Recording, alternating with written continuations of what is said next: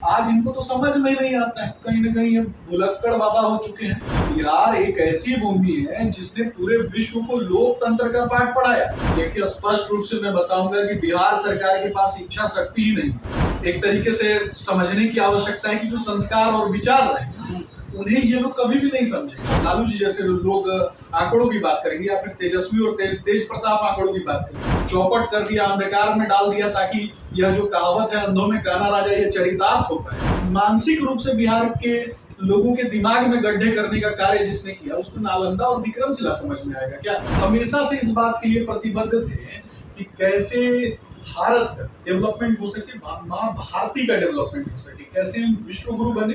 और हमने इसके लिए एक एजेंडा तैयार किया और ये एजेंडा सिर्फ कार्य के लिए नहीं तैयार किया, ये हमारी माँ है ये सोच के हमने तैयार किया। नमस्कार, मैं हूं अनूप नारायण सिंह और आप देख रहे हैं बिहार टॉप के डिजिटल प्लेटफॉर्म को। हमारे साथ हैं सुमित शशांक जी, जो भाजपा के नए मीडिया टीम में एक प्रखर चेहरा है और पार्टी ने इनके ऊपर बड़ी जिम्मेवारी दी है। आज इनसे बात करेंगे कई अहम मुद्दों पे, लेकिन जो सबसे बड़ा मुद्दा है G20 के आयोजन में जिस तरह से नालंदा विश्वविद्यालय को लेकर एक बड़ा बवेला खड़ा हुआ है, उसी विषय पर बात करेंगे। सबसे पहले आपका स्वागत। क्या लगता है क्यों जदयू लगातार हमला कर रही है नालंदा विश्वविद्यालय को लेकर? देखिए, मानसिक संतुलन जब कुछ लोगों का खराब हो जाता है और अपने जो संसाधन उनके ऊपर जब व्यक्ति को गर्व नहीं होता है, अपने इतिहास के विषय में जिन्हें जानकारी नहीं होती, वो इसी प्रकार की बातें करते हैं। मैं आपको बताना चाहूंगा कि G20 एक ऐसा मंच है। सबसे पहले G20 क्या है ये समझने की आवश्यकता है। तो सर्वप्रथम मैं बताना चाहूंगा कि बड़ी ताकत जब व्यक्ति के पास आती है ना, तो वो बड़ी जिम्मेदारी लेकर के आती है। तो ये बड़ी जिम्मेदारी जो कि देश के यशस्वी प्रधानमंत्री नरेंद्र मोदी जी ने G20 के रूप में जो बागडोर अपने हाथों में संभाली, जहाँ एक तरफ पूरी दुनिया दो ध्रुव में बटी हुई थी और दो ध्रुव में आज भी मानसिक रूप से बटी हुई है कि ग्लोबल नॉर्थ और ग्लोबल साउथ। तो ग्लोबल नॉर्थ के देशों के बीच में ग्लोबल साउथ के देशों का जो एक्सपेक्टेंस है वो कैसे बढ़ाया जाए, इसके लिए कार्य किया गया। तो 1999 में जब इसकी स्थापना होती है, उसके पश्चात इसे G20 के नाम से जाना जाता है। और आज मैं आपको बताऊंगा कि पूरे विश्व का टोटल जो ट्रेड होता है उसका लगभग 75% और टोटल GDP का 85% जो है G20 के द्वारा प्रतिनिधित्व किया जा रहा है। इसमें एक सबसे महत्वपूर्ण मुद्दा जो हमारे प्रधानमंत्री जी को समझ में आया और हमारे जो नीति निर्माण करता है उन्होंने ये सोचा कि वैश्विक परिप्रेक्ष्य में आज कहीं ना कहीं औपनिवेशीकरण जो चीन के द्वारा किया जा रहा है, वैसे छोटे छोटे देश जिनके पास आर्थिक संसाधन है उनका दोहन करने के लिए चीन किस प्रकार से अफ्रीका पर काबिज होता चला जा रहा था, पट्टे पर जमीन लेकर के अपने यहाँ के अपराधियों को वहां पर रख करके और वहां संसाधनों का दोहन किया जा रहा था और चीन भेजा जा रहा था। तो ये सारी चीजें जो हैं मोदी जी को समझ में आ गई और उन्होंने अफ्रीकन यूनियन के 55 देशों, यानी इसका ये जो समूह है अफ्रीकन यूनियन, इसको G20 में न केवल समान स्थान पे बैठाया, उन्हें गौरवान्वित किया और उनका सम्मान बढ़ाया। तो ये G20 का मुख्य मुद्दा रहा, विषय रहा। G20 के विषय में हमें यह भी समझने की आवश्यकता है कि G20 किन विषयों पर कार्य करते हैं। तो प्रथम विषय है, चलिए विषय पर आएंगे, जानेंगे। चुनावी साल है तो जुबानी जंग भी चल रही है। जदयू कह रही है कि नालंदा में जो नया नालंदा विश्वविद्यालय की स्थापना हुई उसे केंद्र ने संसाधन नहीं दिया, चीन सहायता करना चाहता था, तो चीन ने अपने देश में नालंदा विश्वविद्यालय ही खोल लिया और उसके कुलपति के तौर पर उसने एक बौद्ध भिक्षु को नेपाल से जो बौद्धिस्ट के जानकार है उनको ले गया। तो ये बहुत बड़ी एक चूक हो गई। जो इन्वेस्टमेंट होता नालंदा में, जो लोग बाहर से विदेश से आते जानने के लिए, तो कहीं ना कहीं केंद्र सरकार पर ठीकरा फोड़ रहे हैं। नीतीश जी इतने वर्षों से बिहार के मुख्यमंत्री, नीतीश जी ने आखिर नालंदा के लिए क्या किया? नालंदा और विक्रमशिला को नष्ट करने वाला जो व्यक्ति है बख्तियार खिलजी, वो आधुनिक बख्तियार खिलजी बने हुए हैं नीतीश कुमार।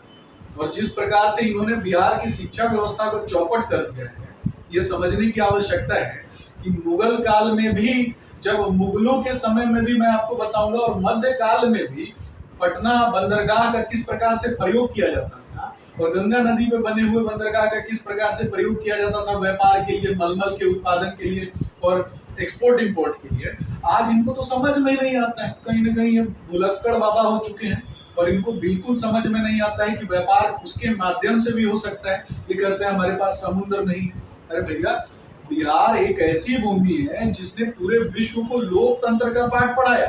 बिहार एक ऐसी भूमि है जहाँ एक से बढ़कर एक राजा महाराजा हुए जिन्होंने संपूर्ण विश्व में अपनी सांस्कृतिक नवचेतना का प्रसार किया। सम्राट अशोक के रूप में आप देख सकते हैं, अन्य जो राजा हुए उनके रूप में आप देख सकते हैं, लेकिन इन्हें अपनी सभ्यता, संस्कृति, आर्ट एंड कल्चर लेकिन सुमित जी देखिए, बातें बहुत सारी है, इतिहास, भूगोल, आप भी जानकार हैं, पार्टी ने आपको एक अहम जिम्मेवारी दी है। लेकिन अगर बिहार के नालंदा में नालंदा विश्वविद्यालय बनाने को लेकर एक बड़ी परियोजना शुरू होती है और बीच में अटक जाती है, दोषी कौन?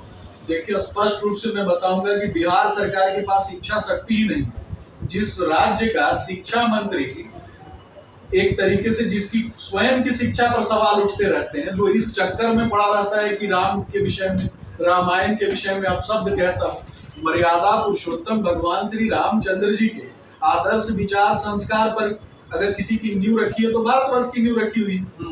मैं आपको बोलूंगा कि भगवान श्री रामचंद्र जी के जो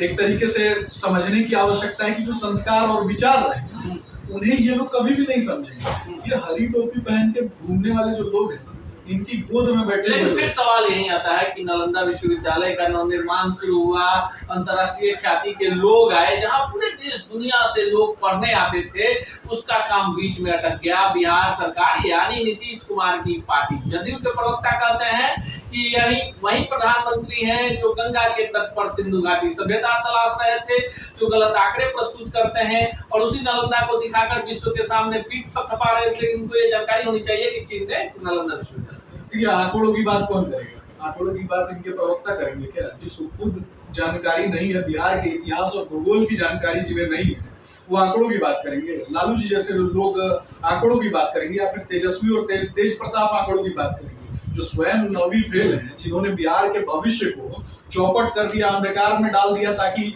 यह जो कहावत है अंधों में काना राजा, ये चरितार्थ हो पाए। और शिक्षा हमेशा सवाल खड़े करती है, तो अशिक्षा के गर्त में बिहार को ढकेल दिया।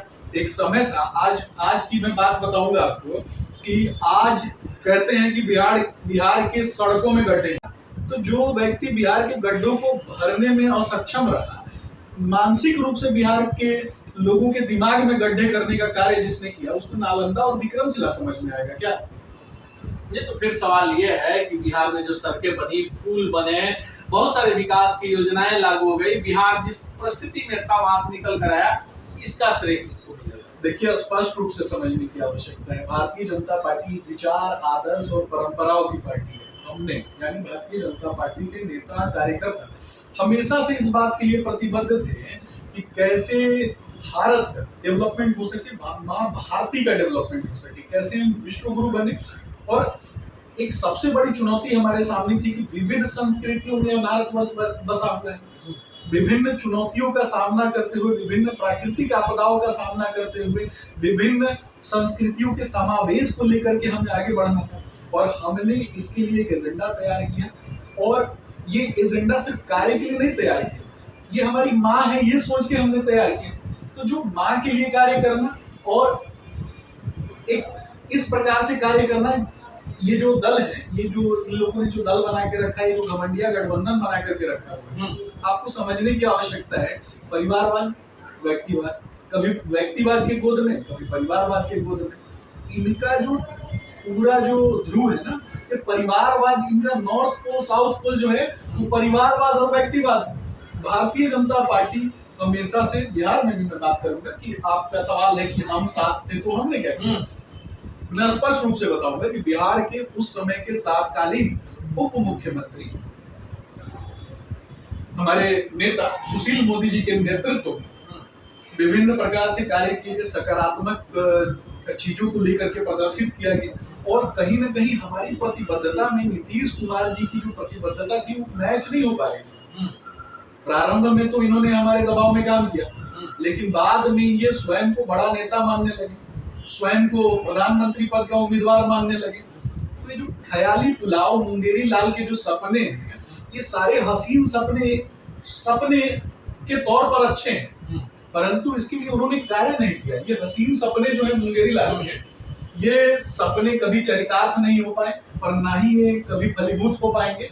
जो व्यक्ति हमारी सहायता से जिसने 16 सीटें प्राप्त की और आज स्वयं 2-4 सीट भी अगर उन्हें मिल जाता है तो ये भी मतलब उनके लिए बिहार के लोगों की तरफ से एक दया होगी। और जहां तक मुझे लगता है कि 2-4 सीटें भी उन्हें नहीं प्राप्त होंगी तो जो स्वयं दया का पात्र हो वो प्रधानमंत्री बनेगा। चलिए, ये है सुमित शशांक जी और ये मानते हैं कि नीतीश कुमार आधुनिक बिहार के अलाउद्दीन खिलजी हैं, बख्तियार खिलजी हैं, क्षमा करेंगे बख्तियार खिलजी हैं और उन्होंने ही कहीं ना कहीं बिहार में चल रही विकास योजनाओं को बाधित किया। ऐसे ही खबरों के लिए जुड़े रहे बिहार टॉक से। यूट्यूब पर लाइक और सब्सक्राइब करें, बेल आइकन जरूर दबाएं। फेसबुक, ट्विटर और इंस्टा पर फॉलो करें।